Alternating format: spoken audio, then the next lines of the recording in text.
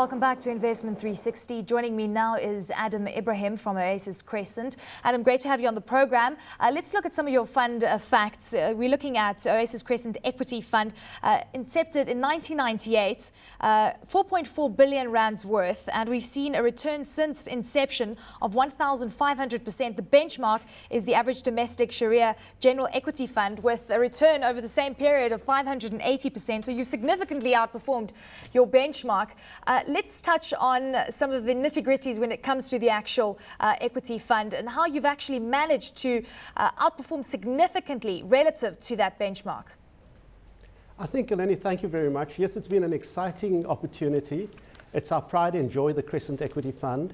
It's our first mutual fund, 24% per annum over 14 years. And most importantly, if you look at the downside correlation, despite excelling fantastically on the upside, the downside correlation is about 60%. So if the market moves 1%, we would only move on the downside 0.6%. I think that's a very important cornerstone of the fund. Secondly, the Sharpe ratio is about 1.7 and the Sortino ratio is about 2.7. So if you look at risk-adjusted returns, it's an exceptional performance, and basically taking a long-term view, making sure we identify great companies that are attractively priced with fantastic management and strong balance sheets and strong cash flows. If I may allude to the crisis in 2008, and this is where I saw a very interesting correlation within the losses that came through for your equity fund and also for the benchmark. You were down around 23.5%, the benchmark down around 25%. So a very strong correlation there, but you subsequently bounced back basically on the same level. And since 2008, you've actually been mimicking the returns on an annual basis. Is this because you haven't really rebalanced or reweighted or thought about different strategies? What is the reason that we've actually seen very similar returns over the last few years? I think in the very short term, 2008, you've actually had QE1 and QE2 and potentially QE3. And our portfolio is built on fantastic high-quality companies with strong market leadership, and we'll talk about a few of them later. And what QE1 and QE2 has done is actually kept the weaker performing companies around. In a normal economic cycle, the weaker companies would go out of business and the great companies would outperform if you go back into prior cycles.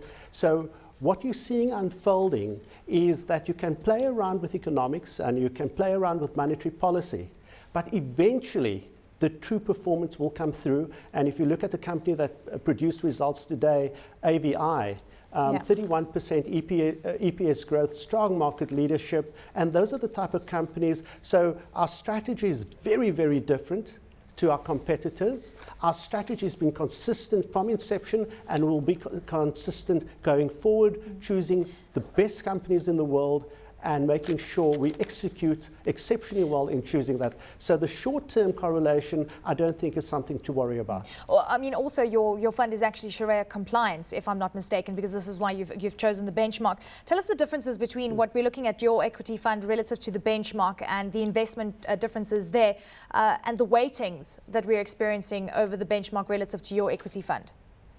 Okay, so while we compare ourselves relative to the benchmark, we really don't look at the competitors at all when we construct our portfolios. We choose the best quality companies, and 16% of our fund is offshore.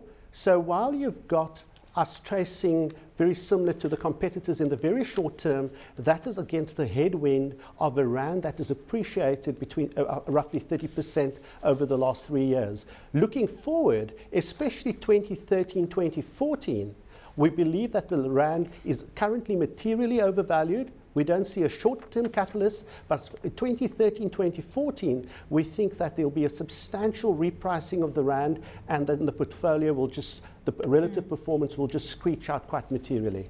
Well, let's touch on some of your strategy, and you speak of non-commodity rand hedges. You were alluding to quality consumer companies, and of course you've got 60% weighting in offshore holdings. China Mobile, AT&T being two of your favorites within the telecom space.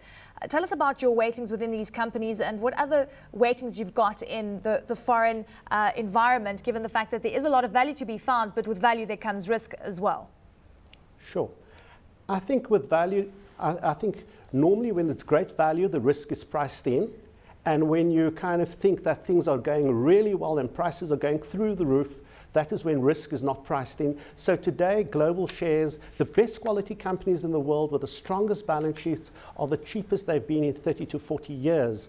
Take China Mobile, a company with roughly 600 million mobile phone subscribers, moving from 2G to 3G. That means more smartphones, more social networking. 25% of their market cap is in cash, and you're buying this company on a 10 PE, 5% dividend yield, and importantly, the Chinese currency and economy. Firstly, the Chinese economy is growing very rapidly, and the Chinese currency is appreciating. So not only do you get the benefit from one of the greatest companies in the world, but you also get the benefit of an appreciating currency. If you then trail back to the telco sector, we currently have about 18% of our global portfolio in the telco sector, big exposure to the US telcos, massively consolidated industry. 10 years ago, there were 15 mobile phone operators. Today, there's only 4. 10 years ago, there were 10 fixed line operators. Today, there are only 2, Verizon and AT&T. We've got both of them in our portfolio. Huge cash generation, benefiting from a significant spectrum. So that means they're gaining market share in smartphones and social networking and cloud technology. And you know what? Giving you roughly a 6% dividend yield, when cash in the bank is giving you nothing, and long-term bonds are giving you 2% globally. So very conservatively struck global portfolio. Adam, you mentioned AVI, headline earnings per share up 31%. It's not the only interest that you've got in terms of news that came through today. Palabora Mining, Rio Tinto, and of course Anglo American saying that they want to sell their stakes in the company. How's this going to change your view of the company going forward? We bought this company very cheaply, less than 30 Rand a share, most probably 25 Rand a share about 6-7 years ago. We own 80% of Palabora Mining. We've just received a 9.70 Rand dividend just last week, Monday. Interestingly enough, the 12-month trailing dividend is approximately 16.50 Rand, providing you with an 11% dividend yield. We've partnered Anglos and Rios for the last 8 years. We've liked what they've done. We think that the exit price could be anything from 160 to 180 Rand at least. And we think that, you know, again, we'll follow their lead. If they exit, we'll exit with them and redeploy the cash. We still think that it's a great opportunity. Magnetite, 300 million tons of magnetite. So whoever buys it is really buying the magnetite opportunity, and it's a real cheap opportunity. But I think most probably be an international investor, a Chinese or Indian investor, most likely be a Chinese investor. Adam, just very quickly, lots of volatility, worries about recessions, European debt. What is your strategy right now? Are you thinking differently to what you were a few months ago?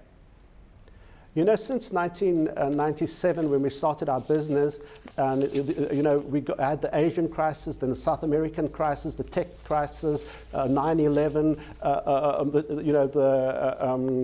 you know, just been crisis after crisis, and yet we developed a fund with great companies that has generated 24% per annum over 14 years with a 60% downside correlation. And importantly, 28% of the fund is exposed to consumer staples. Those are the companies that are not affected by the global economy and the local economy because they're basic staples. An example would be a company like Mediclinic.